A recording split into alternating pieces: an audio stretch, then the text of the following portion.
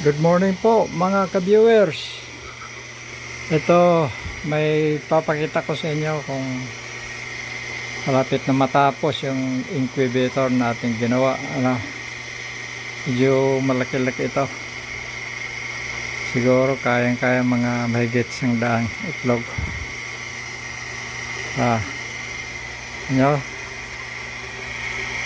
Kailangan ko na lang ng electrical. Order pa tayo ng materyales, blower, yung fan, tapos thermostat, sa mga accessories kakabit natin mamaya pagdating. Tingnan nyo, ayos na.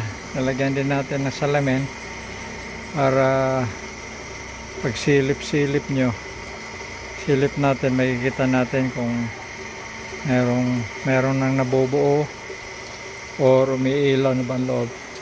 Papalitan natin itong maliit nating incubator. Ito ba? Palitan natin. Yan o, maliit. Pero marami nang nangyari, sisiw. Ito. Yan natin. Yan, sikip nga. Yan. Meron pang hatchery sa baba.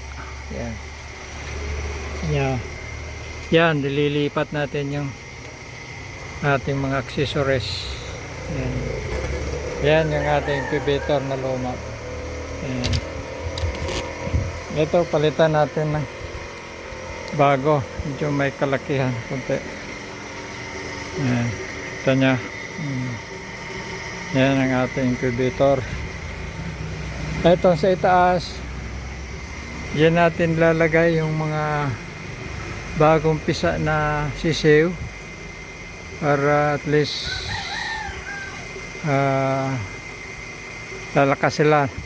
Lagyan din natin ng ilaw para makontrol natin yung ating temperature. Pwede ring yan tatlong layer yung mga sisiw natin. Medyo marami-rami na pagka nabuo na ito. Atin nyo yun, tatlong layer yan.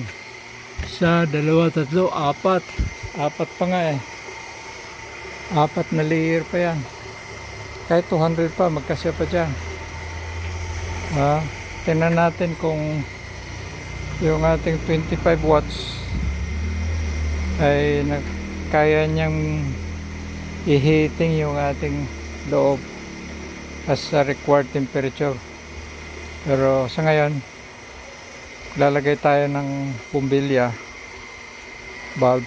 25 watts lang muna. Pagka kailangan siya ng dagdag na bumbilya, madali lang dagdagan natin. So yan muna, update natin sa ating incubator. Bibigay tayo ng update after few days or pagka nayari na talaga. Salamat po sa inyong pagpapalo sa aking page at sa aking YouTube channel. Morning po. God bless.